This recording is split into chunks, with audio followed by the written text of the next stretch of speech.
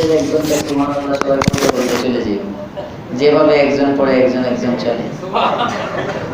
একসাথে বলেন সবাই সুবহানাল্লাহ। হাবিবাতান ইলার রহমান, রহমানের নিকট অনেক প্রিয়।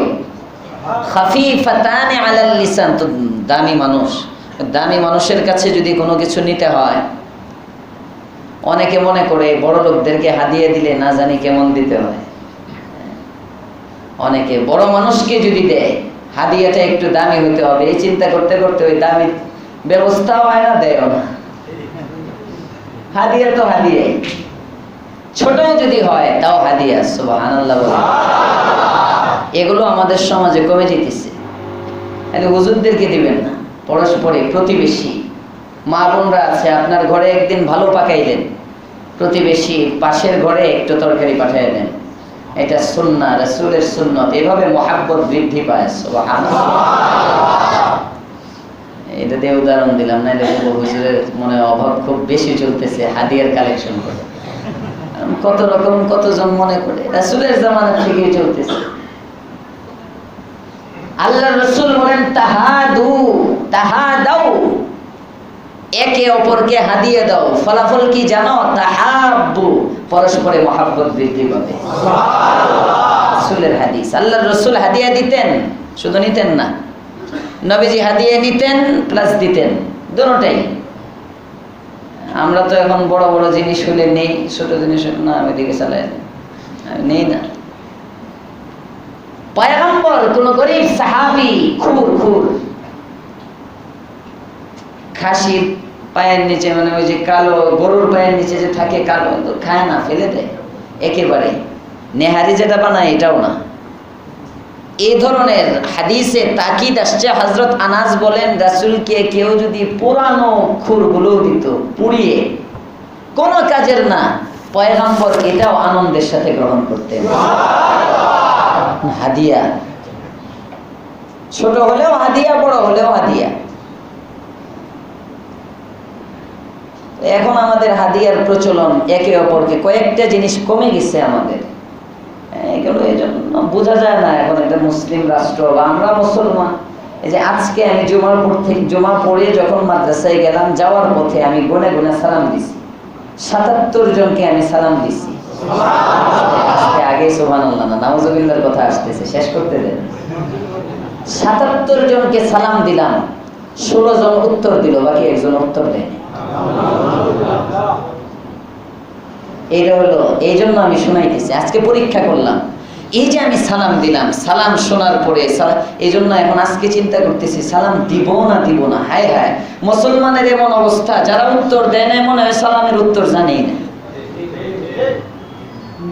হায় হায় হায়, সালাম দেওয়ার পরে সালামের উত্তর দেওয়া ওয়াজিব।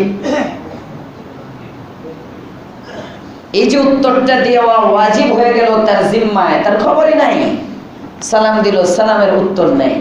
অথচ ইমামে আবু দাউদ রহমাতুল্লাহ আলাইহি, সহিহ কিতাব, বুখারী, মুসলিম, নাসাই, আবু দাউদ, চতুর্থ স্তরে সহিহাইনের মধ্যে ৬টা সহিহ কিতাবে সিহা সিত্তার ৪ নম্বর স্তরে সুনান আবি দাউদ, ইমামে আবু দাউদ রহমাতুল্লাহ আলাইহি লেখা কিতাব।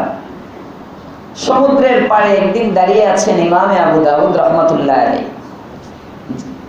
ওনার সামনে দিয়ে নৌকা নিয়ে যাচ্ছে, নৌকা করে উনি পাড়ে দাঁড়ানো। এক ব্যক্তি হাঁচি দিল, নৌকার মধ্যে ছিল, হাঁচি দিয়ে বলল আলহামদুলিল্লাহ। হাঁচির পরে কি বলতে হয়? হাঁচি বুঝেন তো? এখন তো আসে নাই, একটা দেখানো যেত। সারাদিন ইচ্ছা করে একটা হাঁচি দেওয়া যাবে? হাঁচির পরে আলহামদুলিল্লাহ কেন বলতে হয়? যদি প্রধানমন্ত্রীও হাঁচি দেন বা প্রেসিডেন্টেও হাঁচি দেন, হাঁচি দেওয়ার সময় চেহারাটা একটু কেমন দেখা যায় না?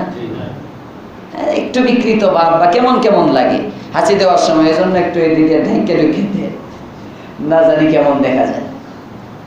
হাঁচি দেওয়ার পরে এই যে আমার চেহারা একটা বিকৃতি ভাবের মতো হয়ে গেল, আল্লাহ ইচ্ছা করলে ওই অবস্থায় রেখে দিতে পারতেন, আবার যে আমার চেহারাটা আগের মতো ফিরিয়ে দিলেন, এজন্য আলহামদুলিল্লাহ। সব তো আল্লাহর হাতে, সব আল্লাহর কাছে। হাঁচি দেওয়ার পরে আলহামদুলিল্লাহ বলে একটা সুন্নাহ। আলহামদুলিল্লাহ যারা শুনবে তারা বলবে ইয়ারহামুকাল্লাহ, বলেন। হাঁচি দিয়ে কি পড়তে হয়? আবার বলেন, আরো জোরে।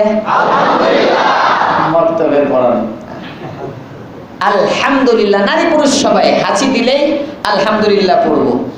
এরপরে যখন যারাই আলহামদুলিল্লাহ শুনবে তারা বলবে ইয়ারহামুকাল্লাহ। মনে থাকবে তো ইনশাআল্লাহ?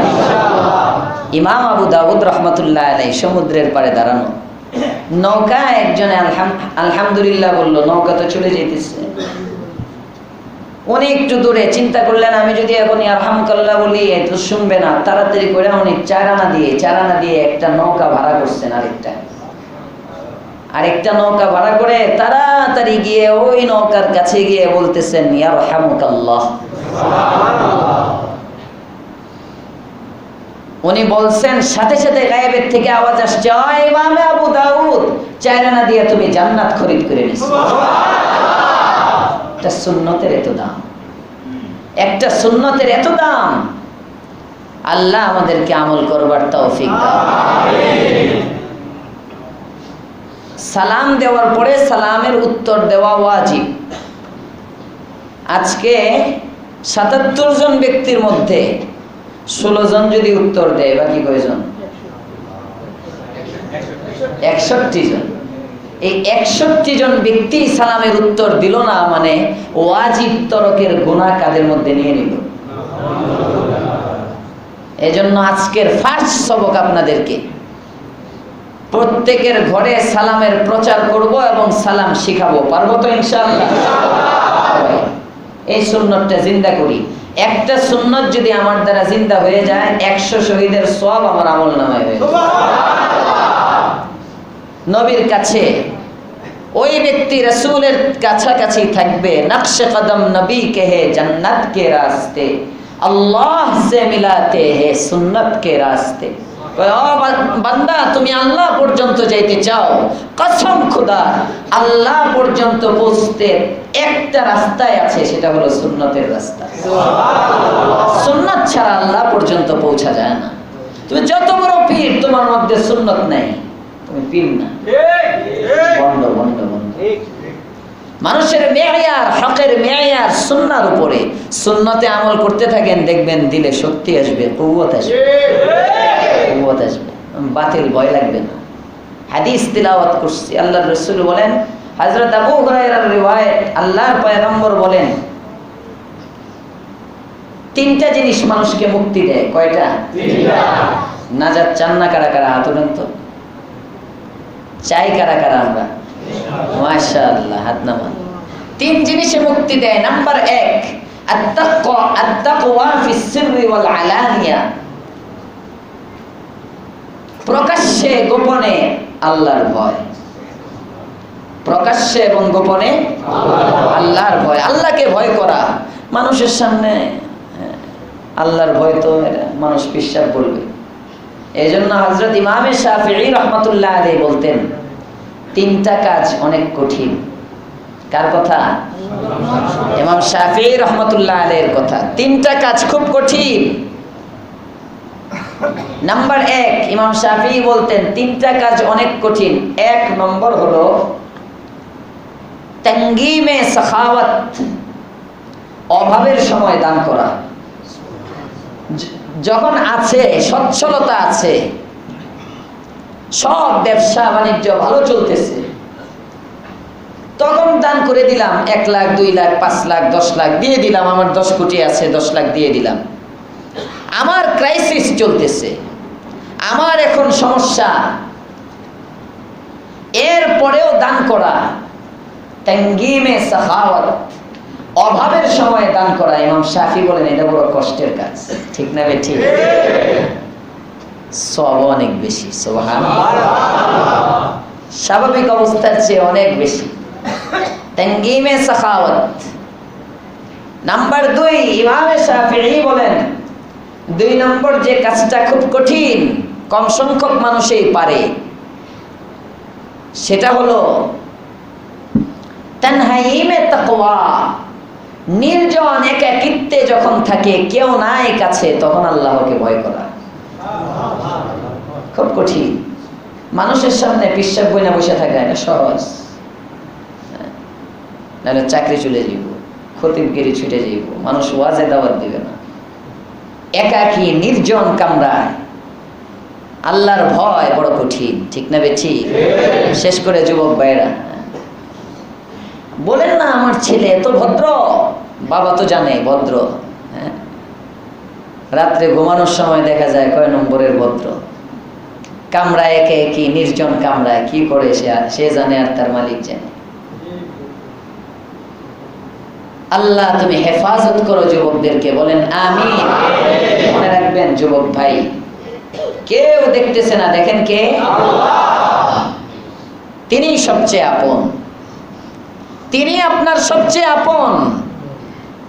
কোন বিচক্ষণ মানুষ চায় না আপন মানুষকে কষ্ট দিতে, কোন বিচক্ষণ মানুষ, বুদ্ধিমান বান্দা চায় না আমার প্রেমাস্পদ, আমার মহাব্বতের বন্ধু আমার দ্বারা কষ্ট পাক, কেউ চায় না।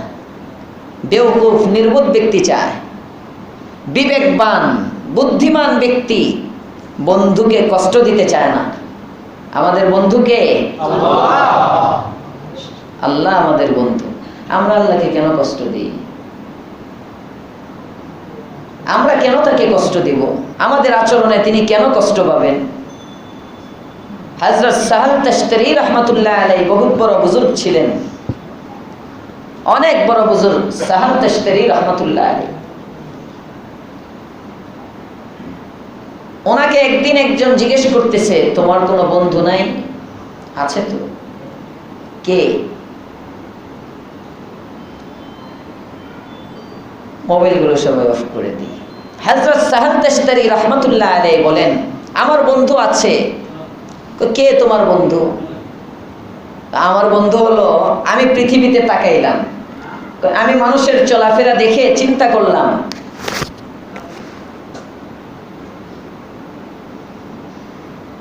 দেখি পৃথিবীতে সবাই কারো না কারোর সাথে সম্পর্ক করে, তাআল্লুক করে। কেউ বাবাকে মহাব্বত করে, কেউ মাকে মহাব্বত করে, বাবা মাকে, কেউ সন্তানকে মহাব্বত করে, ভাইয়ের মহাব্বত, স্ত্রীর মহাব্বত, স্বামীর ভালোবাসা, নাতির ভালোবাসা,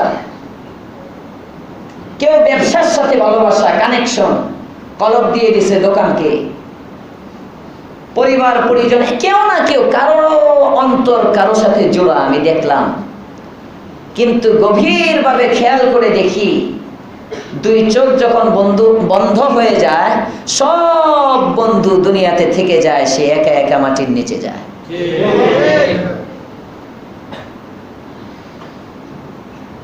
হযরত সাহাল তাশতারি রাহমাতুল্লাহ আলাইহি বলেন,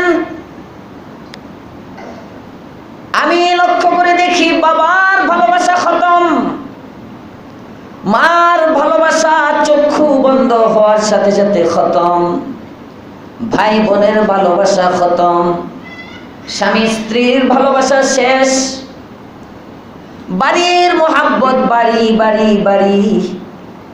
না বান্দা চক্ষু দুটো যখন বন্ধ হয়ে যায়, ওই বাড়িতে আর উঠায় না, একটি রাত্রিও বাড়িতে রাখে না, গ্যারেজের সামনে ফেলে রাখে, ঠিক না বেঠিক? সন্তান 3 জন বিদেশ, আসতে 24 ঘন্টা সময় লাগবে, 2 দিন 3 দিন। ঠিক আছে, বাবার বিছানায় বাবাকে শোয়ায় রাখি, কয় না গন্ধ হয়ে যাবে। তোমার বিছানার মধ্যে তোমাকে রাখলো না, 5 তলা 7 তলা বাড়ি, কিন্তু তুমি নাই। হয়তো ফ্রিজিং করে রাখা হয়েছে তোমাকে, অথবা গ্যারেজের মধ্যে ফেলে রাখা হয়েছে তোমার লাশ। ওখানে মানুষ জিয়ারত করে, তোমার বাড়ির কামরায় তুমি যেতে পারো না, ঠিক না বেঠি? মিল ফ্যাক্টরি ইন্ডাস্ট্রি বাড়ি গাড়ি সব পড়ে থাকে, কোথাও নেয় না। দামি দামি গাড়ি, বাবার লাশটা গাড়ির সিটের মধ্যে বসায় নেই, কয় না অ্যাম্বুলেন্স ভাড়া করো। কোটি টাকা দামের গাড়ি গ্যারেজে আছে, এই গাড়ির মধ্যে লাশ রাখে না, উঠায় না, সব শেষ। কবরে একা একা যায়। সাহাল তাশতারি বলেন, সুতরাং আমি চিন্তা করলাম বন্ধুত্ব যদি করতেই হয় এমন সত্তার সাথে বন্ধুত্ব করি যিনি দুনিয়াও আমার সাথে, কবরেও আমার সাথে, হাসরেও আমার সাথে, জান্নাতেও আমার সাথে। তিনি আমার আল্লাহ। এজন্য হযরত সাহাল তাশতারি বলেন, আমি দুনিয়ার কোন জিনিসের সাথে তাআল্লুক করি না, আমার সম্পর্ক আমার রব্বে কারীমের সাথে। মান লাহুল মাওলা ফাদাহুল কুল, আল্লাহ যার সব তার। সুবহানাল্লাহ। আল্লাহ যার হয়ে যায় সব তার হয়ে যায়। আল্লাহ তুমি আমাদের হয়ে যাও, বলেন আমিন। কয়টা কাজ মুক্তি দেয়? নাম্বার 1, অভাবের সময় দান করা, কষ্ট। নাম্বার 2, নির্জনে আল্লাহকে ভয় করা, তানহাইমে তাকওয়া উর্দুতে, নির্জনে আল্লাহকে ভয় করা। নাম্বার 3, যার কাছে তুমি কিছু পাওয়ার আশা করো তার সামনে হক কথা বলা। কঠিন না সহজ? চিন্তা করে যদি গায়ে পড়ে যায়, না জানি চাকরি চলে যায়,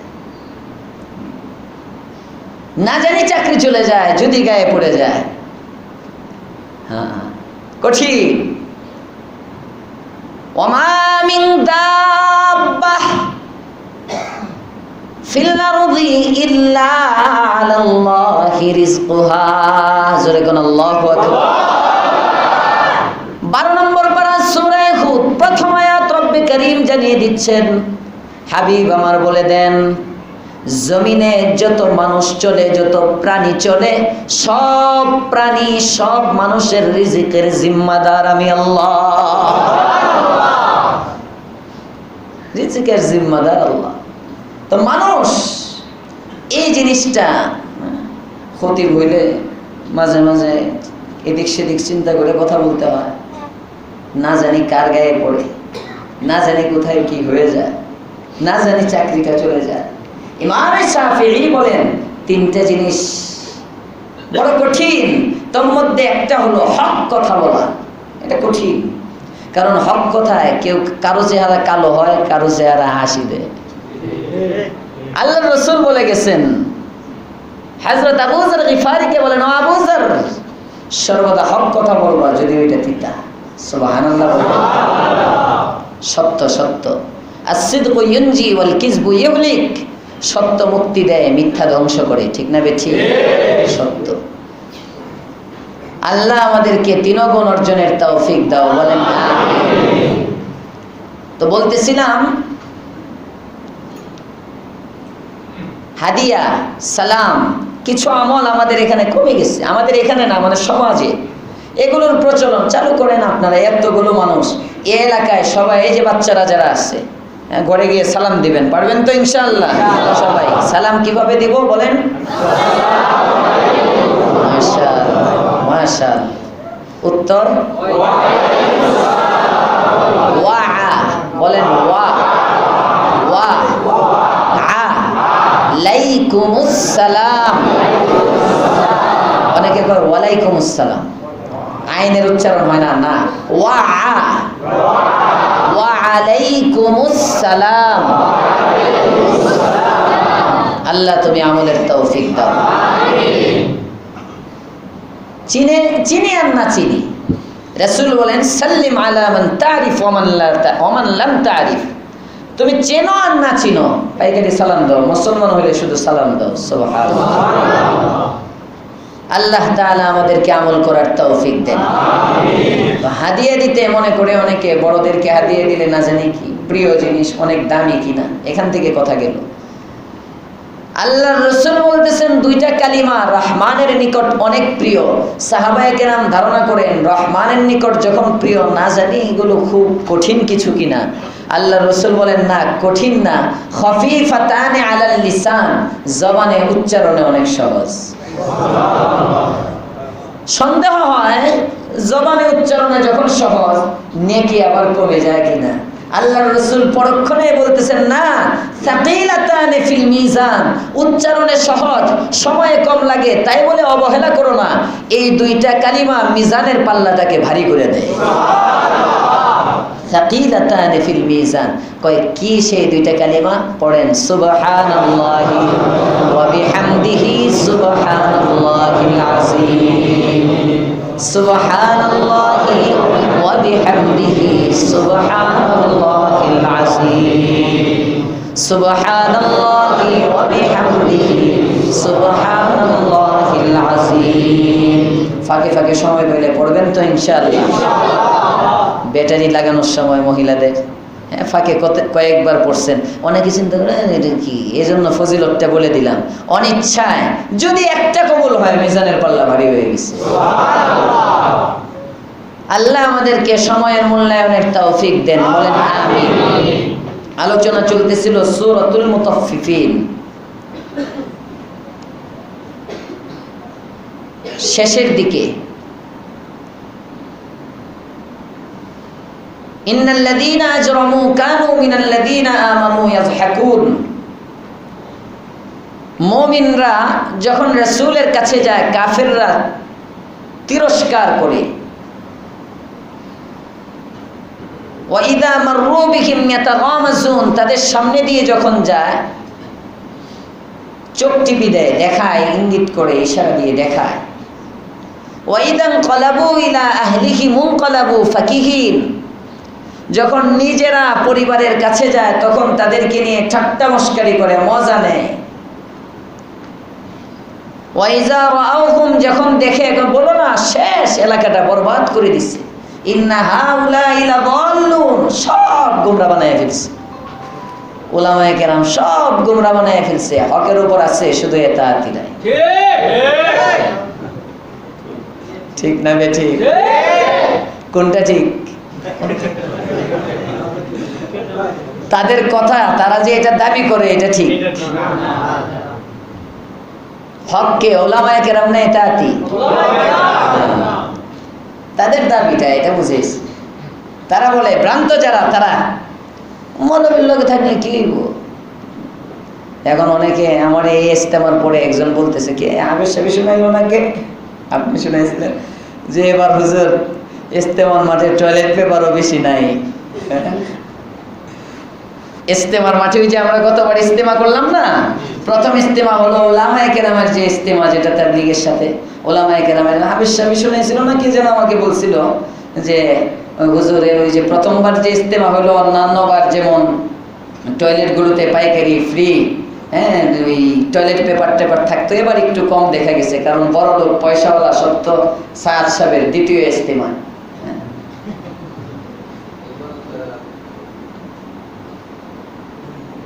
দোয়া করেন এদের ইস্তেমায় যেন বাংলাদেশ থেকে উঠে যায়, বলেন আমিন। এগুলো ইস্তেমা না, তো ফিতনা। ফিতনা। রাসূল 3টা দোয়া করছেন। কয়টা দোয়া? 3টা দোয়া। আল্লাহ তাআলার কাছে 3টা দোয়া করলেন। প্রথম দোয়া, আল্লাহ আমার এই উম্মতকে তুমি আমার এই উম্মতকে তুমি বিকৃত করো না, শুকর বানায়ও না, খিনজির বানায়ও না। পূর্ববর্তী জামানার উম্মতদেরকে যখন ধ্বংস করতেন, আল্লাহ তাআলা অনেকের চেহারা বিকৃত করে ফেলতেন, মাসখ শাস্তি আসতো। আল্লাহর রাসূল দোয়া করতেছেন, আমার উম্মতের মধ্যে তুমি ধসা, জমিনের ধসে যাওয়া, এই সমস্ত গজব একসাথে সব উম্মতকে ধ্বংস করা, এগুলো দিও না। আল্লাহ তাআলা কবুল করে নিলাম। আরেকটা দোয়া করেন আল্লাহর রাসূল, আমার উম্মতের মধ্যে তুমি ইখতিলাফ দিও না, মতবিরোধ দিও না। কিন্তু এই দোয়াটা কবুল হয়নি। পরস্পরের উম্মতের মধ্যে এটা একটা ঈমানি ইমতিহান। সব যদি না থাকে তাহলে আপনি আমি যে মুমিন এটা বুঝবে কিভাবে? বোঝার জন্য কিছু রাস্তা তো থাকতে হবে, হক বাতিল। আরে ভাই এখন রাত, কিভাবে বুঝছেন? অন্ধকার। মোবাইলগুলো থামি থামি থামি, সবাই না, সবাই লোকমা দিলে সমস্যা। ভাই সবাই একটু চেক করে মোবাইলগুলো অফ করে নিই, একটু চেক দেন। যারটা বন্ধ জানা আছে সেও একটু প্রয়োজনে দেখেন। বারবার আওয়াজ হইলে তো ডিস্টার্ব হয়, এবং এটা কোরআনের মজলিসেরও খেলাফ, আদবের খেলাফ। আজ খুদা খাকে মে তৌফিক আদব বেআদব মাহরুমে গাশতাজ ফজলের। হযরত আরিফে রুমি বলেন, এই বান্দা সবসময় আল্লাহর কাছে আদব চাও, কারণ বেয়াদব আল্লাহর ফজল অনুগ্রহ করুণার থেকে বঞ্চিত হয়ে যায়। নাউজুবিল্লাহ। এজন্য বেয়াদবির চেয়ে গায়রে হাজিরি ভালো, আমাদের উস্তাদরা বলেন। এক জায়গায় যদি আমার দ্বারা বেয়াদবি হয়, তার চেয়ে ওখানে না থাকা অনেক ভালো। বাহরহাল রাসূল দোয়া করলেন, এই দোয়া কবুল হয় নাই। এখন রাত, বুঝলাম অন্ধকার দেখে, দিন বুঝি সূর্যের আলো দেখে। ঠিক তদ্রুপ কোনটা হক কোনটা না হক, আল্লাহর রাসূল বলেন ৭৩টা দল হবে আমার উম্মতের, ৭২টাই জাহান্নামে যাবে। এর মধ্য থেকে একটা হক থাকবে, ওটা তোমরা বের করে নিতে হবে। সুবহানাল্লাহ। আল্লাহর পয়গম্বর বলেন, মা আনা আলাইহি ওয়া আসহাবি। এক ফরিক দেখবে মাথায় টুপি, শরীরের মধ্যে জুব্বা ঠিক আছে, পাগড়িও ঠিক আছে, টুপি ঠিক আছে, দাড়িও ঠিক আছে, নামটাও মুসলমানের মতো, কিন্তু তার বয়ানের মধ্যে যখন বসবে শুনবে আমার কোন সাহাবীকে সে গালি দিতেছে। আছে না নাই? একটা ফরিক বলে আমিরে মুআবিয়া দোষী। এই কয়দিন আগে ভারতে এক মাওলানা সালমান নদভী, বহুত বড় আলেম ছিলেন, নদওয়াতুল উলামার শাইখুল হাদিস ছিলেন। এগুলো দেখায় যে বড় আলেম হইলেই যে মৃত্যু পর্যন্ত হকের উপর থাকবে, যে কোনো সময় পদস্খলন হতে পারে। ঠিক না বেঠিক? সালমান নদভী নদওয়াতুল উলামার মধ্যে বিরাট মাদ্রাসা, ওখানে শাইখুল হাদিস বুখারী পড়ান। হঠাৎ করে গত কয়েক মাস আগে মাথায় কিরা ঢুকছে সাদ সাহেবের মতো, এক বয়ানের ছাত্রদের দর্শের মধ্যে বুখারীতে এক হাদিস আসছে। হাদিস পড়াইতে পড়াইতে উনি বলতেছেন, আমিরে মুআবিয়া দাগী হে বাগী হে। যেরকম নাউজুবিল্লাহ। আমিরে মুআবিয়া নাকি দোষী, অথচ আল্লাহর রাসূল বলেন, আসহাবি কান্নুজুম ফাবিআইহিম ইকতাদাইতুম ইহতাদাইতুম। আমার উম্মতের আমার এক একটা সাহাবী কিন্তু আকাশের এক একটা তারকা, যাকে তুমি ধরবা হেদায়েত পেয়ে যাইবা। আসহাবী কান্নুজুম। আল্লাহ তাআলা কোরআনে বলেন, উলাইকা হিজবুল্লাহ। সব সাহাবী এগুলো হলো আল্লাহর বাহিনী। সুবহানাল্লাহ। রাদিয়াল্লাহু আনহুম ওয়া রাযু আন। সাহাবীরা আল্লাহর প্রতি সন্তুষ্ট, আল্লাহ সাহাবীদের প্রতি সন্তুষ্ট। সুবহানাল্লাহ। 1450 বছর পরে সে আসছে আমিরে মুআবিয়ার দোষ বের করতে। কিয়ামতের আগে তো ফিতনা আসবে। এই ফিতনাগুলোর মধ্যে কোনটা হক আপনাকে তালাশ করে নিতে হবে। হক কোনটা?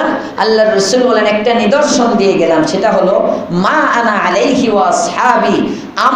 আমি নবী এবং সাহাবী, এই দুই আদর্শের উপর যারা থাকবে তারা হক।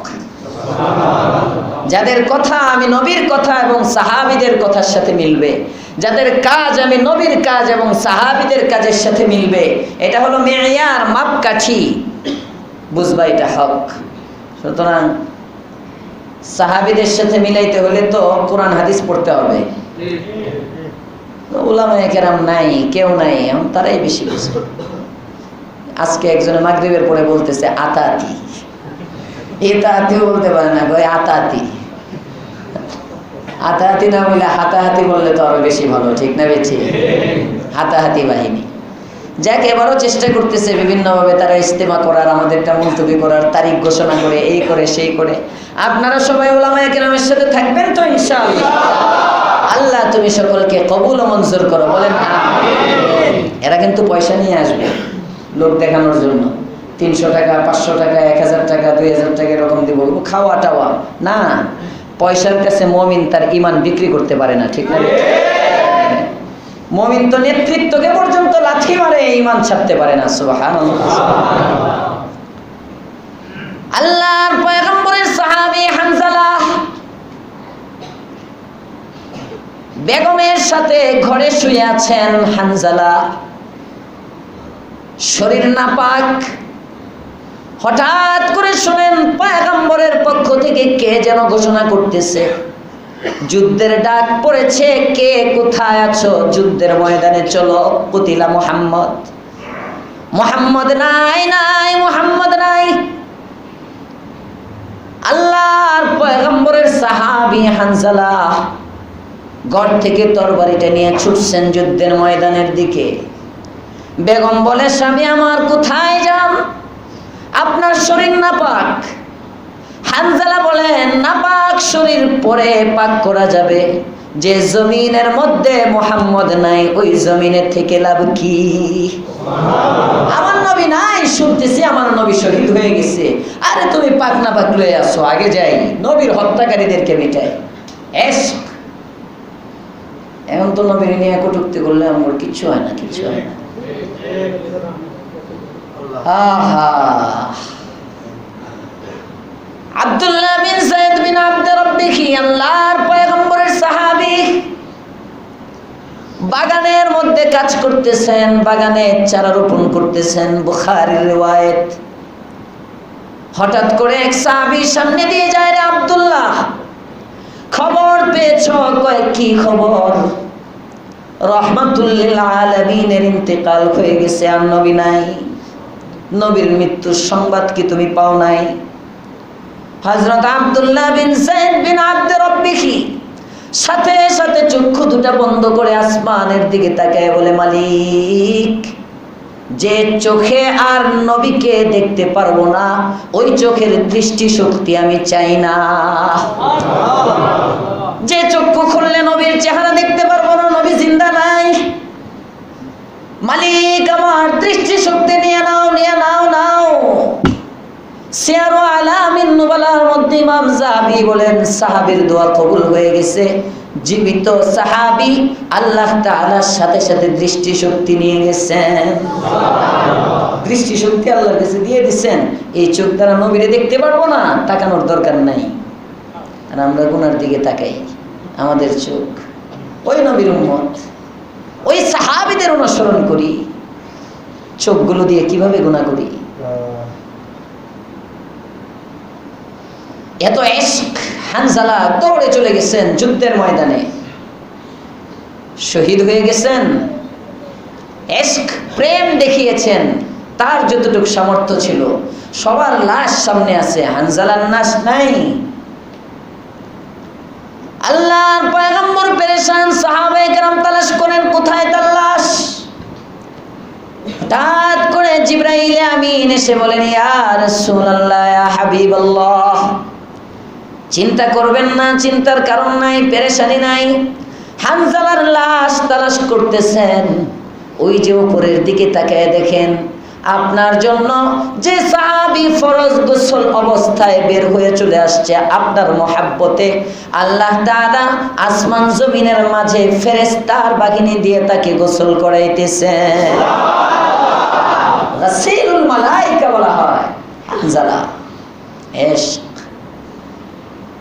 এগুলোকে বলা হয় ইশক। সাহাবায়ে কেরাম জীবন দিয়ে দিতেন রাসূলের প্রেমে, আল্লাহর প্রেমে।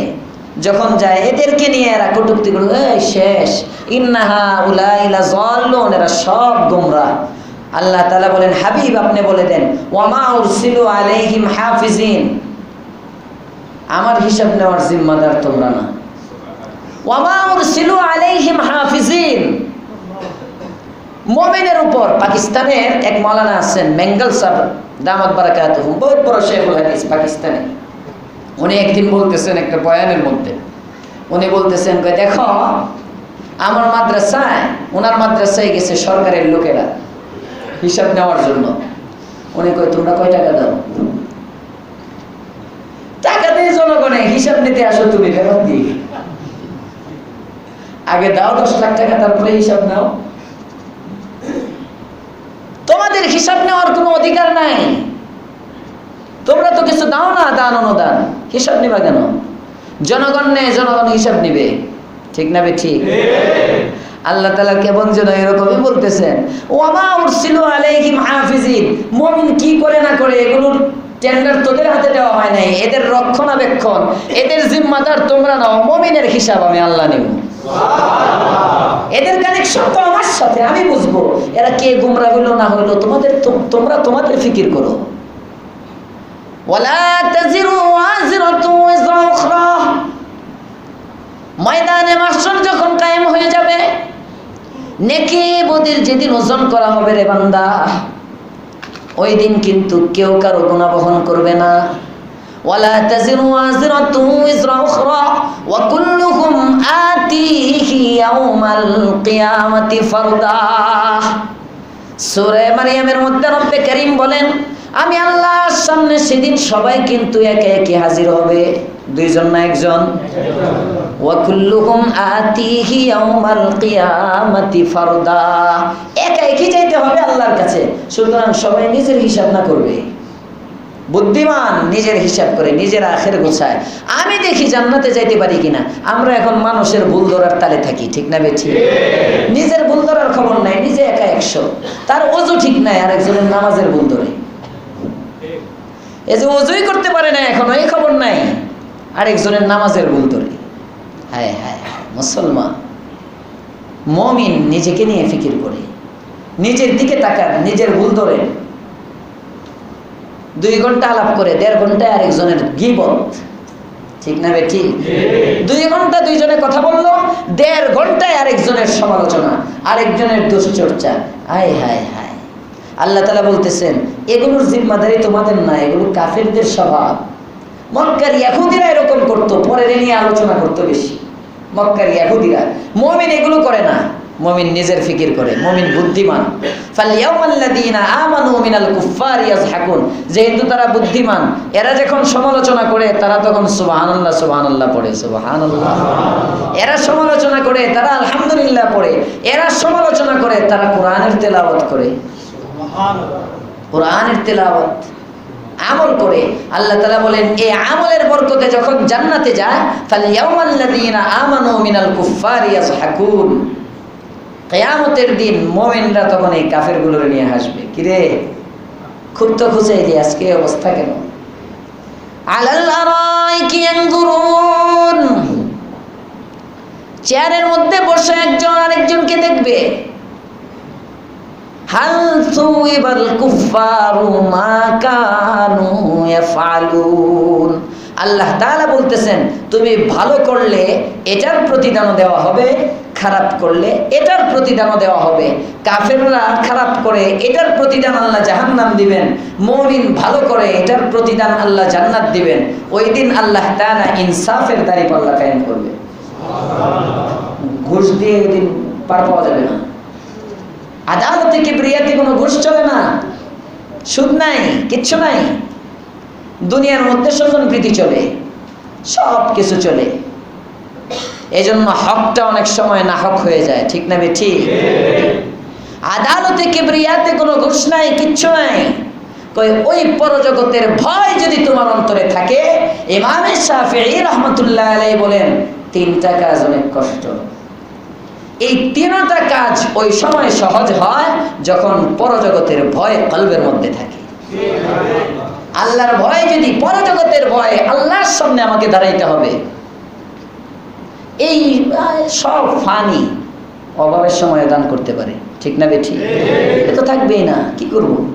সব চক্ষু বন্ধ হইলে আজকে মনে হইতেছে আমার 1.5 কোটি টাকা দরকার, 50 লাখ টাকা দরকার, 10 লাখ টাকা দরকার, 20,000 টাকাই দরকার। আমার চক্ষু বন্ধ হইলে 1 টাকাও দরকার নেই, ঠিক না বেঠি?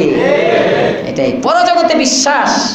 ইমাম শাফিঈ রাহমাতুল্লাহ আলাইহি লিখতেছেন 3টা জিনিস কঠিন, অভাবের সময় দান করা। নাম্বার 2 তানহাইমে তাকওয়া, নির্জনে আল্লাহকে ভয় করা। নাম্বার 3 হক কথা বলা, হক কথা গায়ে লাগে। আমার বয়ানে অনেক সময় হক কথা চলে আসে, চেষ্টা করি কোরআন হাদিসের সঠিক কথাগুলো আমার জ্ঞান অনুপাতে বলতে। আমাদের হাজী সাহেব একদিন আমাকে বলতেছে, ওনার বাসায় গেছিলাম, মনিরুজ্জামান লিটন সাহেব, বাসায় খাওয়া দাওয়ার পরে আমাকে বলতেছে, আপনার একটা জিনিস আমার কাছে ভালো লাগে, আপনি হকের ব্যাপারে আমারেও ছাড়েন না, যদি আমার বিরুদ্ধে যায় তাও আপনি বলেন। আমি যে যাক আলহামদুলিল্লাহ। ওনার বাসায় একদিন খাওয়ার পরে উনি বলছেন, গত সপ্তাহে আমার কাছে একটা প্রশ্ন আসছে, প্রশ্নের উত্তর দিছি, আমার দাদি মনে হয় কষ্ট হয়েছে, প্রশ্নের উত্তর দিছি ওখানে। মুয়াজ্জিন সাহেব আমারে ফোন দিয়ে বলছে যে আমার বাসায়ও আসছে। প্রশ্ন আসলে প্রশ্নের উত্তর তো দিতে হবে। আমি কিন্তু কাউকে মনে কষ্ট দেওয়ার জন্য বলি না, আল্লাহ সাক্ষী, রব্বে কারীমের জালাল ইজ্জতের কসম, কাউকে কেউ আমার কথায় কষ্ট পাক বিলকুল এই জন্য আমি বলি না। আমি কোরআন শরীফের সঠিক ব্যাখ্যা বলি, হেদায়েতের নিয়তে বলি, আমি আমার আমলের নিয়তে বলি। আল্লাহ তাআলা যেন সকলকে হেদায়েতের উপর উঠাইয়া দেন, বলেন আমিন। সেটা বিদ্বেষ নাই, বিদ্বেষ রাখবো কেন? বিদ্বেষের কিছু নাই যে অমুকরে আমার বলতে হবে। এক একদিন এক একজনের গায়ে পড়বে, কারণ আমরা সবাই তো দোষী। কোনোদিন আমার গায়েও পড়বে, ঠিক না ঠিক? আমার গায়েও পড়বে, আমি যে একদম ফেরেশতা এমন না। আহনাব বিন কায়েস মুতালায়ে কুরআন কে উসুল ও মাবাদি সৈয়দ আবুল হাসান আলী নদভী রহমাতুল্লাহ আলাইহির লেখা ওই কিতাবের মধ্যে আছে। উনি বলতেছেন আহনাব বিন কায়েস একদিন বয়ানের মধ্যে শুনলো কোরআনে আল্লাহ সবার কথা বলছে। এই বাচ্চার কথাও আছে, বুড়ার কথাও আছে, নারীর কথাও আছে, পুরুষের কথা আছে। এই বয়ান শোনার পরে উনি তালাশ করতেছেন কুরআনুল কারীম তালাশ করেন। আহনাব বিন কায়েস আমাদের মতো সাধারণ পাবলিক না। আগের জামানার সাধারণ পাবলিক গুলো কোরআনের হাফেজ ছিল, যেরকম সুবহানাল্লাহ। হাফেজ জামিন শহীদ রহমাতুল্লাহ আলাইহি বহুত বড় আলেম। হাফেজ জামিন শহীদ রহমাতুল্লাহ আলাইহি কোরআনের সাথে এমন তাআল্লুক করছিলেন, যখন কবরের মধ্যে ওনাকে শহীদ হাফেজ জামিন ওনার কবর জিয়ারত করছি ইন্ডিয়াতে, থানবী সাহেবের কবরের কাছে। হাফেজ জামিন শহীদ রহমাতুল্লাহ আলাইহি কবরের সামনে একজন আল্লাহর ওলি গিয়ে কবরের সামনে কোরআন তিলাওয়াত করে, যে আমরা যাই না কবরের সামনে তিলাওয়াত করি সূরা ইখলাস এগুলো। হাফেজ জামিন শহীদের কবরের সামনে একজন যে তিলাওয়াত করতেছে, ভিতর থেকে হঠাৎ করে হাফেজ জামিন ভিতর থেকে বলছে, এই কে আমার সামনে, আমার কবরের সামনে দাঁড়ায় কে কোরআন তেলাওয়াত করো, থামো। সুবহানাল্লাহ। আল্লাহর ওলি ভয় পেয়ে গেলেন, ব্যাপারটা কি? সব মুর্দা কবরের মধ্যে তেলাওয়াত চায়, আমল চায়, হাফেজ জামিন থামতে বলল। কবরের ভিতর থেকে আওয়াজ আসে, मैं हाफिज जामिन शहीद हूं, मैं हाफिज हूं, मैं कारी हूं, मैं आलिम हूं, अभी तक मैं कुरान करीम तिलावत कर रहा हूं। हाफिज जामिन शहीद बोलेন, ने বান্দা থেমে যাও, থেমে যাও, আমি হাফেজ, আমি কারি, আমি আলেম। অনেক মুর্দা কবরের মধ্যে যখন যায়, কবরের মধ্যে আর কোনো তেলাওয়াত চলে না, কিন্তু জীবিত থাকা অবস্থায় কোরআনে কারীমের সাথে আমি হাফেজ জামিন শহীদ এবং তাআল্লুক রাখেছিলাম। মৃত্যুর পরে আমি কবরের মধ্যে কোরআন তেলাওয়াত করতেছি। তোমারটা শুনবো না, আমি নিজে পড়বো, ভালো, এখান থেকে নিয়ে তোমার তেলাওয়াত আমার দরকার নাই। সুবহানাল্লাহ। এমন একটা মঞ্জার যদি আমাদের খবরে হয়ে যেত। আল্লাহু আকবার। আল্লাহ তুমি কবুল করো, বলেন আমিন। আগের জামানার মানুষ কোরআনের সাথে তাআল্লুক ছিল। আহনাব বিন কায়েস বয়ান শুনছেন, বয়ানের পরে গেছেন, গিয়ে কোরআন শরীফ খোলা শুরু করছেন। হঠাৎ করে পড়েন, قالوا لم نكن من المصلين ولم نكن نطعم المسكين وكنا نخوض مع الخائضين। পড়ে কয় না, আমার আল্লাহ এগুলোতে আমার কথা বলেনি। আবার আরেক জায়গায় উল্টায়, তাতাজাফা জুনুবুহুম আনিল মাদাজি ইয়াদউনা রাব্বাহুম খাওফান ওয়া তামআ ওয়া মিম্মা রাযাকনাহুম ইউনফিকুন। উল্টা কয় না, এখানেও তো আমার রবের কথা নাই, আমার কথা বলে নাই। এমন কয়েক জায়গায় উল্টাইতে 11 নম্বর পারার একটা আয়াত যখন পড়ে, ওয়া আখারুনা তারাফু বিদুনুবিহিম খালাতু আমালান সালিহা ওয়া আখারা সাইয়্যা। মুমিনের মধ্য থেকে কিছু মানুষ আছে এমন, যারা কিছু নেক করে, কিছু গুনাহ করে, আবার গুনাহ করার পরে একটু পরে অনুশোচনা আসে, রব্বে কারীমের কাছে তওবা করে, আর আল্লাহ বলেন আমি এদেরকে মাফ করে দিই। আহনাব বলেন, এই আয়াতের মধ্যে আল্লাহ আমার গুণটা বয়ান করছে। অধিকাংশ গুণ এখানে এই আয়াতের মধ্যে। তো কোরআনুল কারীমের মধ্যে সবার কথা আছে, আমার কথা আছে, আপনাদের কথা আছে। এটা কোরআনের মুআজিজা। কোরআনের মজলিসে, খুসুসি মজলিসে বসলে নারীর রোগও ধরা পড়বে, পুরুষের রোগও ধরা পড়বে, সব। কারণ কোরআন তো মেডিসিন, ঔষধ, প্রেসক্রিপশন। এখানে রোগ ধরা পড়বে, সব কিছু আয়নার মতো ঝলঝল করতে থাকবে। হেদায়েতের নিয়তে শুনবার তৌফিক আল্লাহ তাআলা আমাদেরকে দেন, বলেন আমিন। ওয়া আখিরু দাওয়ানা আলহামদুলিল্লাহি রাব্বিল আলামিন। প্রশ্নের উত্তর দিই। আগামী 3 সপ্তাহ তাফসীর বন্ধ থাকবে ইনশাআল্লাহ, যদি আল্লাহ হায়াতে বাঁচান। আগামী শুক্রবার, পরের শুক্রবার, পরের শুক্রবার আমার লাগাতার 3টা বড় বড় কনফারেন্স। এগুলো আমি কোনোভাবেই ছুটতে পারি নাই। আগামী সপ্তাহ, আগামী শুক্রবারে মাহফিল হলো আমার ময়মনসিংহ রাজফুলবাড়িয়া। এরা ফোন যখন দাওয়াত দিছে আরো 6-7 মাস আগে, শুক্রবার দেখেই দাওয়াত রাখছে, মানে ছোটার কোনো কায়দা নাই। 3টা প্রোগ্রাম বলতেছে হুজুর এই জায়গায় আমরা শুধু প্যান্ডেলটাই করি লাখ-দেড়েক টাকা দিয়ে। অনেক বড় কনফারেন্স, আপনাদের খুব আশা করছি নেওয়ার জন্য। ওখান থেকে ওলামায়ে কেরামের সংগঠনের মাহফিল, ওলামায়ে কেরাম আসছেন। 2টা মাহফিলই ওলামাদের, আর একটা হলো এলাকার যুবকদের। পরেরটা হলো ত্রিশাল, এরপরে 22শে নভেম্বর, সম্ভবত 22শে নভেম্বর হলো টাঙ্গাইল। 3 সপ্তাহে থাকতে পারবো না, এই জন্য জুমার পরে ওই ভাঙ্গারঙ্গা হওয়া দরকার নেই। আর মা বোনরাও জানা থাকবে। এরপরের সপ্তাহ আল্লাহ যদি হায়াতে বাঁচান, ইনশাআল্লাহ নভেম্বরের শেষ শুক্রবার আপনাদের সাথে আমার দেখা হবে তাফসিরে। জুমা থাকবে, জুমা চলতে থাকবে। কষ্ট পান নাই তো? কষ্ট না, দোয়া করেন, দোয়া করেন আল্লাহ যেন সুস্থ রাখে। এখন শীতের সিজন তো টুকটাক মাহফিলে যায় না, জানে পুরাতন মুসল্লিরা, নতুনরাও মাঝে মাঝে এমন কোথায় আরেকজনকে দিতাম। অন্য কেউ বসলে পরে মানুষ মনে করবে, যেদিন আমি থাকবো ওই দিনও মনে করবো না জানি হুজুর আসে না। এই জন্য আর কেউ দেওয়া দরকার নেই। আপনাদের দিলের উপর আল্লাহ তাআলা বরকত দান করেন, সওয়াব দিয়ে দেন। 3 সপ্তাহ পরে আমার সাথে তাফসিরের মজলিসে দেখা হবে। আগামী 3 তাফসির বন্ধ থাকবে। আল্লাহ যদি হায়াতে বাঁচান, আল্লাহ যেন সকলের সাথে আবার দেখা করার সুযোগ করে দেন এই মজলিসে, বলেন আমিন।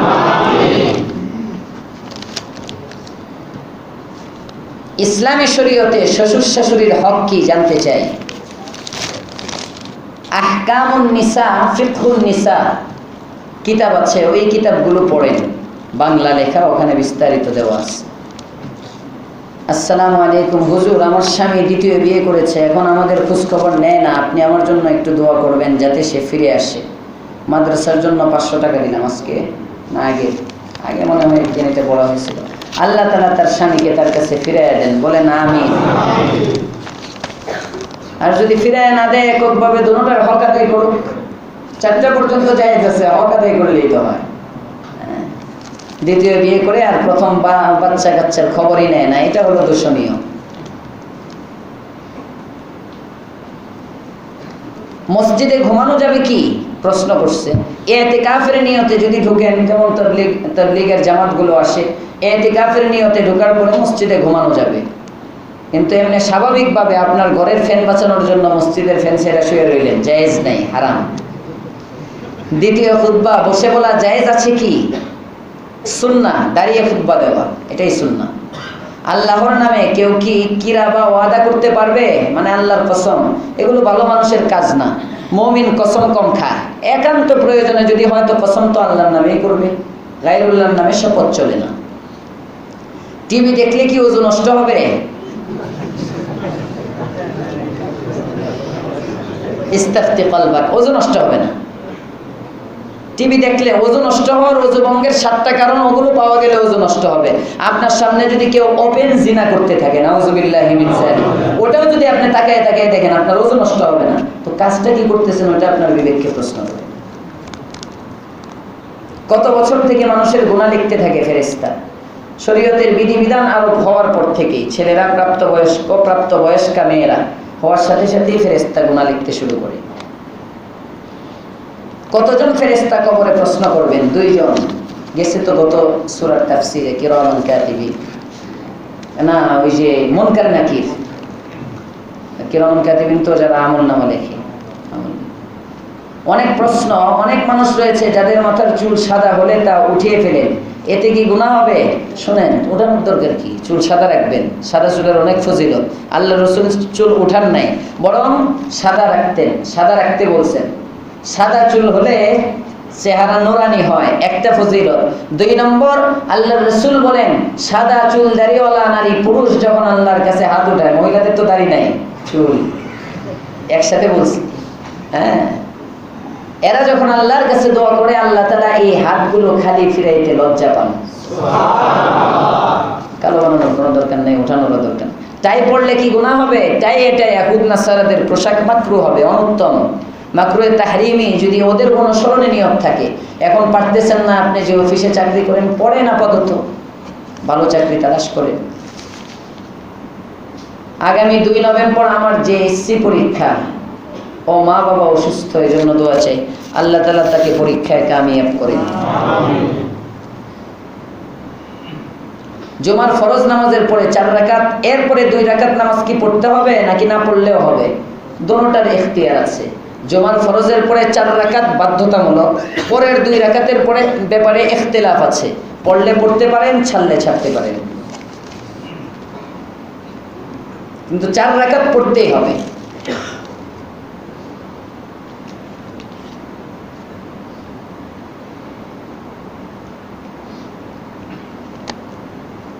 সরকার যদি কোনো আদেশ এমন করে দেশের স্বার্থে, জনগণের স্বার্থে, দেশের স্বার্থে, বৈধ আইন, এগুলোকে মানা জনগণের জন্য ওয়াজিব। যদিও ইসলামী সরকার না হয়। মৃত মানুষের ছবি ঘরে রাখা যাবে কি? কি হবে রাখলে? যাবে না, জায়েজ নেই। জীবিত মানুষেরটাই জায়েজ নেই, মৃত মানুষেরটা কি হবে? 2 হাঁটু লাগিয়ে নামাজ পড়া যাবে কি? মানে 2 হাঁটু লাগিয়ে, প্রশ্ন বুঝি নাই। প্রশ্ন, এশার নামাজ 1 রাকাত না পেলে কি করতে হবে? যদি এশার নামাজ ইমামের সাথে 1 রাকাত না পায়, ইমাম সাহেব সালাম ফিরানোর পরে দাঁড়াবে, দাঁড়িয়ে তারপরে আর 1 রাকাত পরে সালাম ফিরাবে, বৈঠক করে। টাকনো ঢাকা থাকলে নামাজ হবে কি? নামাজ তো হয়ে যাবে, নামাজ হবে, নামাজের কোনো সওয়াব নাই। এসি ছেড়ে রাখলেন, জানালা সব খোলা, হ্যাঁ, একদিক দিয়ে নামাজ পড়তেছেন আর একদিক দিয়ে গুনাহে কবিরা। যে আল্লাহর সামনে হাত বেঁধে দাঁড়ালেন দুনিয়ার সব কিছু ছেড়ে। হাদিসে আছে আল্লাহ তাআলা, আল্লাহর রাসূল বলেন, কিয়ামতের দিন যার টাকনোর নিচে কাপড় থাকে, যে পুরুষের, এমন পুরুষের দিকে আল্লাহ তাআলা কিয়ামতের দিন তাকাবেন না। নাউজুবিল্লাহ। তো গুনাহে কবিরা করতেছি, কবিরা গুনাহ, এদিক দিয়ে গুনাহ লেখা হইতেছে, ওই দিক দিয়ে নামাজের সওয়াব, কি হবে? হুজুর, আপনি যখন খুতবা বলেন তখন আল্লাহ বলে জিকির করা যাবে না? খুতবার সময় চুপচাপ খুতবা শ্রবণ করা, এটা সুন্নত। হাঁটা চলা সব কিছু নিষেধ। মনে মনে যখন দুরূদ শরীফ পড়া হয়, মনে মনে দুরূদ শরীফ পড়তে পারবেন রাসূলের নাম আসলে। এমনিভাবে যখন দোয়া করা হয় খুতবার শেষে, দ্বিতীয় খুতবাতে সাধারণত কিছু দোয়া করা হয়, যদি বুঝেন যে দোয়া চলতেছে, মনে মনে আমিন বলতে পারবেন, জোরে নয়।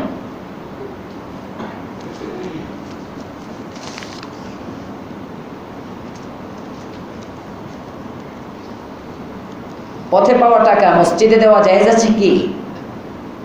পথে পাওয়া টাকা মসজিদে দিতে পারবেন, জায়েজ আছে। কিন্তু যদি বেশি হয় পরিমাণ, 5-10 টাকা এটা না, কিন্তু পরিমাণ যদি বেশি হয়, এটা আপনার এলান করতে হবে, ঘোষণা করতে হবে। অন্তত 1 বছর পর্যন্ত আপনার কাছে রাখবেন, কোনো পাওনাদার আসে কিনা, এরপরে দিবেন। কাজা নামাজ বেশি পড়া যাবে কি? যত বেশি পড়তে পারেন, কোনো সমস্যা নেই, জিম্মা থেকে মুক্ত করলেন। জায়নামাজের কোনো দোয়া আছে? জায়নামাজে দাঁড়ানোর ইন্নী ওয়াজ্জাহতু ওয়াজহিয়া লিল্লাযী, এটা অনেকে পড়েন, এটা কোনো জরুরি কিছু না। ইসলামে কোন কোন খেলার কথা উল্লেখ আছে? ঘোড়দৌড় আছে, ঘোড়াদৌড়ের কথা আছে, তীরন্দাজি শিক্ষা করার কথা আছে, দৌড় প্রতিযোগিতা করা, সাবকাত, যে কাজগুলো আপনার যুদ্ধের ময়দানে কাজে লাগবে, যে আপনার এখন আর্মিদের প্রশিক্ষণ, এই সবগুলোই, এগুলো করেন শরীরের জন্য। শরীর একটা মূলনীতি মনে রাখবেন, শরীরের ক্ষতি হয়, সময় অযথা সময় নষ্ট হয়, এগুলো যুদ্ধের ময়দানে কোনো কাজে লাগবে না। ক্রিকেট কি কাজে লাগবে যুদ্ধের ময়দানে? ভারত যদি লেগে যায়, কথার কথা বাংলাদেশ ভারত লেগে গেল, তো ক্রিকেট বল মারলে কি যাইব কিছু? যেগুলো সময় কাজে আসে এগুলোর প্রতি ইসলামে উৎসাহিত করা হয়েছে, যেন ঠেকা কাজে লাগানো যায় কখনো ঠেকে গেলে। কেউ যদি এশার বেতরের নামাজে দোয়া কুনুত না পারে, সে কোন সূরা পড়বে? পড়ার নিয়ম আছে? বেতরের নামাজে যদি দোয়া কুনুত না পড়ে রব্বানা যালামনা আনফুসানা এটা পড়তে পারে। সূরা ইখলাসের পরে আল্লাহু আকবার বলে আপনার রব্বানা যালামনা পড়লো, তারপর রব্বানা আতিনা ফিদ দুনিয়া পড়লো। এই দোয়াগুলো যে কোনো দোয়া আপাতত পড়তে পারে, যে এসসি পরীক্ষার জন্য দোয়া চেয়েছে।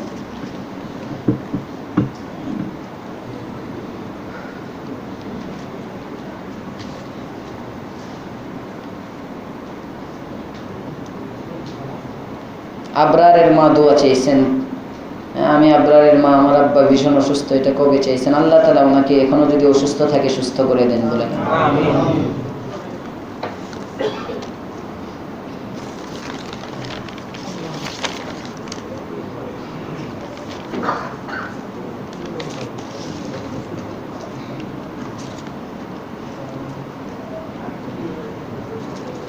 প্রশ্ন, আমরা পুরুষরা প্যান্ট পরি, প্যান্ট নাভির নিচে থাকে অনেক সময়, আর উপরে গেঞ্জি বা শার্ট থাকে, এই অবস্থায় নামাজ পড়লে নামাজ হবে কিনা জানতে চাই। দুইটা মিলায় যদি আপনার সতর ঢাকা থাকে হয়ে যাবে জোড়াতালি দিয়ে। জোড়াতালি দিয়ে সতর যদি ঢাকতে পারেন হয়ে যাবে। আর যদি এমন হয় অর্ধেক রুকুতে গেলে গেঞ্জি উপরে উঠে গেল, প্যান্ট নিচে নেমে গেল, সতর চলে যায়, তাহলে হবে না। সতর ঢাকা থাকতে হবে। দুইটা মিলে সতর ঢাকা হলো শর্ত। দুইটা দিয়ে ডাকেন বা শুধু গেঞ্জি দিয়ে ডাকেন, লম্বা গেঞ্জি জুব্বার মতো, কোনো সমস্যা নেই। কাজা নামাজ পড়ার নিয়ম কি? কাজা নামাজ পড়ার নিয়ম বলা হয়েছিল। কাজা নামাজ পড়ার নিয়ম হলো, অন্য কোনো নিয়ম নাই। স্বাভাবিক যে নামাজ পড়েন এটাই শুধু আপনি বলবেন, আমি আমার অমুক ফজরের নামাজ জীবনের ওই ফজরের নামাজটা আমি কাজা করতেছি, জোহরের নামাজটা আমি কাজা করতেছি, বাস এটাই। মনে মনে নিয়ত থাকলেও হবে, মুখে নিয়ত করা জরুরি নয়।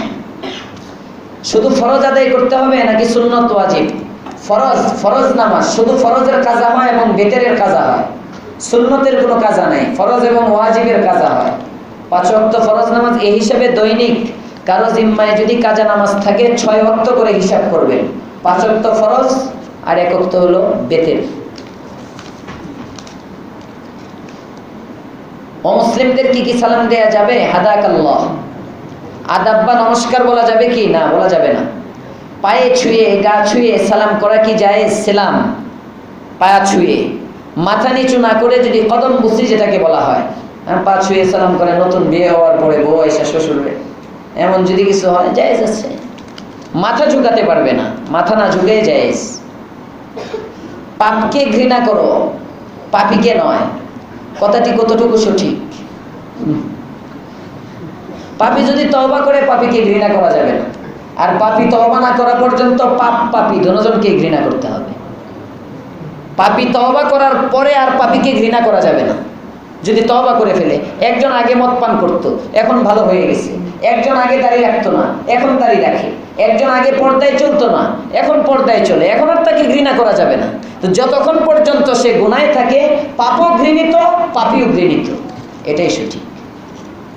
পাপকে ঘৃণা করো, পাপীকে নয়। মানে পাপীর সাথে বন্ধুত্ব করো, কয়েকদিন পরে তুমিও পাপ করো। সার্টিফিকেটে ভুয়া জন্ম তারিখ দেয়া কি বৈধ? এটা ধোঁকার অন্তর্ভুক্ত। রাসূল বলেন, মান ওয়াশানা ফালাইসা মিন্না, যে ধোঁকাবাজি করে সে আমার উম্মত না। প্রশ্ন, কোন মুসলমান ছেলে বা মেয়েকে বিধর্মী ছেলে বা মেয়ে বিয়ে করতে পারবে? না, পারবে না। হয়ে গেছে।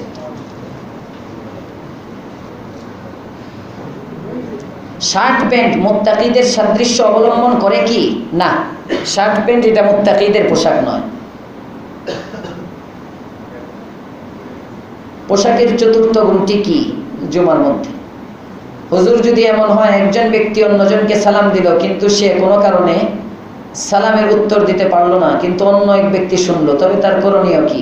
এক মজলিসে যদি হয় যে কেউ উত্তর দিতে পারবে, এক মজলিস 8-10 জন বসা, সালাম একজন এসে বাহির থেকে সালাম দিল, মজলিসে যে কেউ উত্তর দিয়ে দিতে পারবে।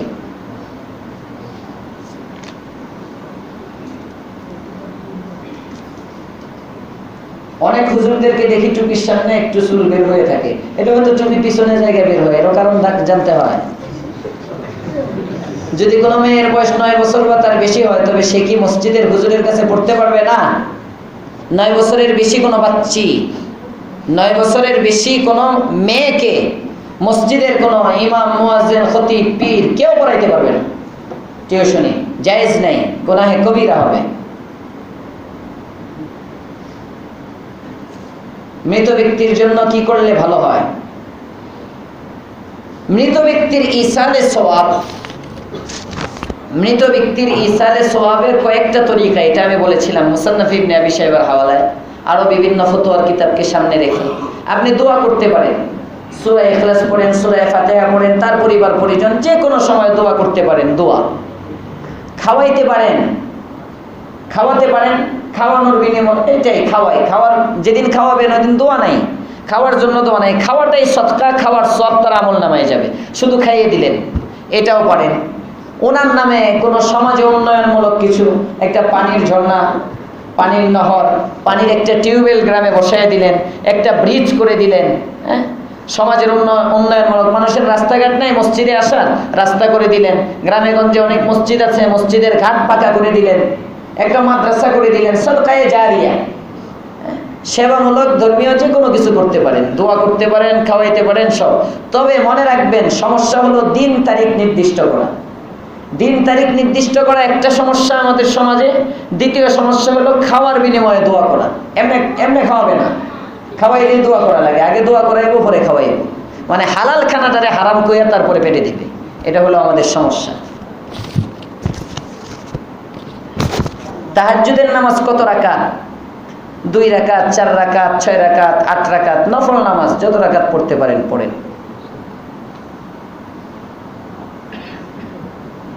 খাবার খেলে ওযু ভঙ্গ হয় না।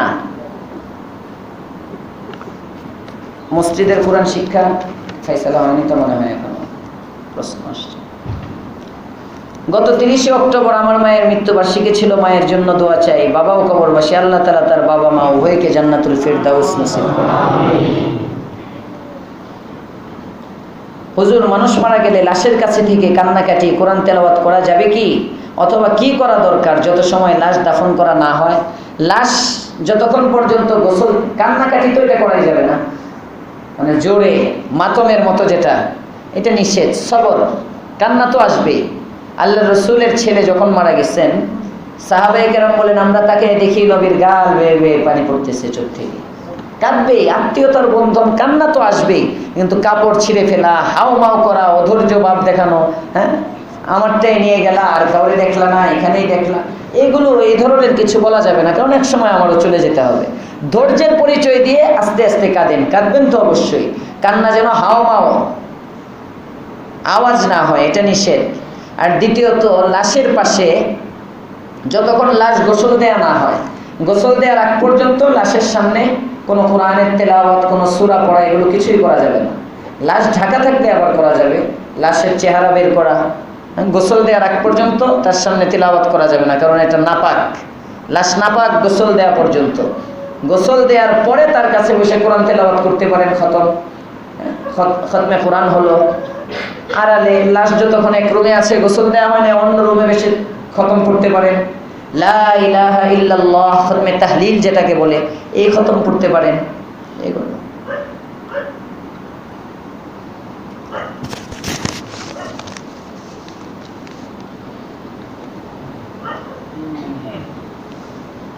কাজা নামাজ, এটা হয়েছে।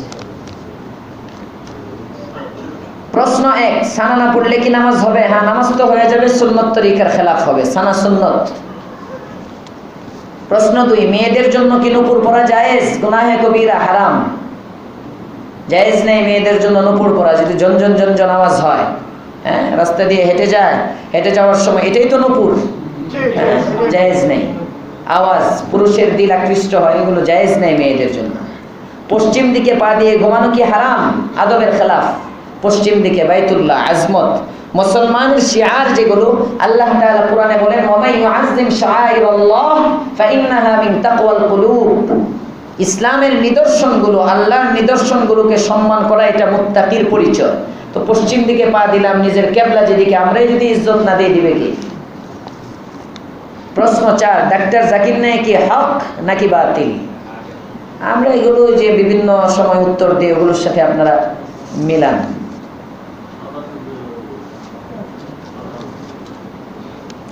সালমা মার্কেট বাইতুল আকসা জামে মসজিদ, নামাজ শেষ করে ইমাম সাহেব দোয়া ধরেন, কিন্তু এটি আমাদের নবী সাল্লাল্লাহু আলাইহি ওয়াসাল্লামের সুন্নত নয়। আমার নবীর সুন্নত হলো নামাজ শেষে তসবিহ পাঠ করা। আমার নবীর সুন্নত হলো নামাজ শেষ করে আয়াতুল কুরসি পাঠ করা। তিনি বলেন, যে ব্যক্তি প্রত্যেক ফরজ নামাজের পর আয়াতুল কুরসি পাঠ করে জান্নাত প্রবেশের পথে তার জন্য মৃত্যু ব্যতীত আর কোনো বাধাই থাকে না। বুখারী ও মুসলিম। এছাড়াও নবী কখনো নামাজ শেষ করে মোনাজাত করতেন না। এ ব্যাপারে আপনার মত কি? আমার মত হলো আপনি এসে ইমামতি করেন এই মসজিদে। বুঝেন নাই?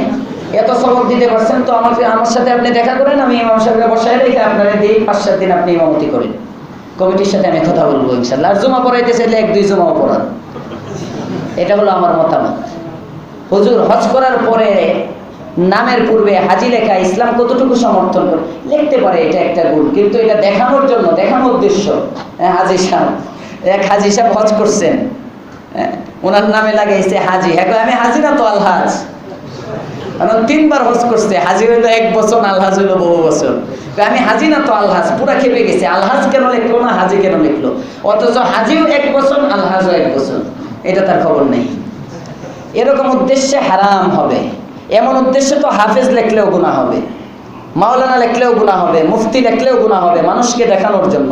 হ্যাঁ, একটা অ্যাড্রেস, ঠিকানার প্রয়োজন, মানুষ জানতে চায়, জায়েজ আছে।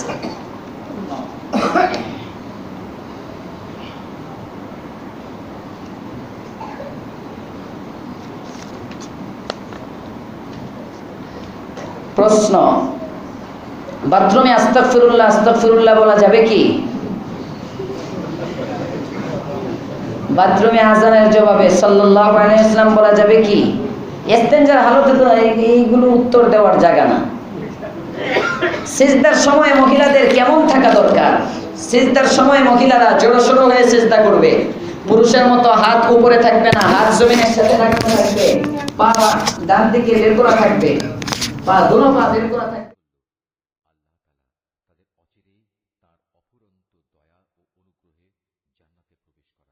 এবং তাদের তিনি সঠিক পথে পরিচালিত করবেন।